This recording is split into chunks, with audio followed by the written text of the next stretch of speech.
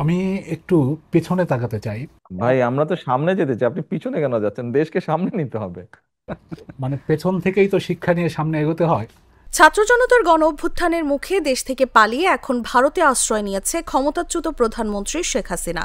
এরপর থেকেই উত্তেজনা দেখা দিয়েছে ঢাকা দিল্লি সম্পর্কে। অন্তর্বর্তী সরকার দায়িত্ব নেওয়ার পর থেকেই গেল 1 বছর ধরে ভারতের সঙ্গে একটা শীতলতার সম্পর্ক চলছে। তো ভারতের সম্পর্কে আপনাদের নীতি কি হবে ভারতের সাথে সম্পর্কের বিষয়ে? আমি ক্লিয়ার করেছি পুরো ব্যাপারটা, সবার আগে বাংলাদেশ। বিএনপি সরকার আসলে কি পরিবর্তন আসবে এই সম্পর্কে? পরিবর্তনের কি উদ্যোগ নেবে দলটি? এবার এই বিষয়ে সরাসরি কথা বলেছেন বিএনপির ভারপ্রাপ্ত চেয়ারম্যান তারেক রহমান। তিনি বলেছেন, ভারত স্বৈরাচারকে আশ্রয় দিয়ে দেশের মানুষের বিরাগ ভাজন হলে তাদের কিছু করার নেই।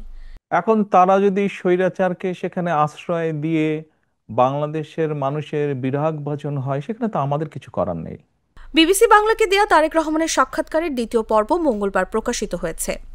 এতে তারেক রহমান বিএনপির রাজনীতির পরিবর্তন, ভারতের সঙ্গে সম্পর্ক সংস্কার নিয়ে কথা বলেছেন।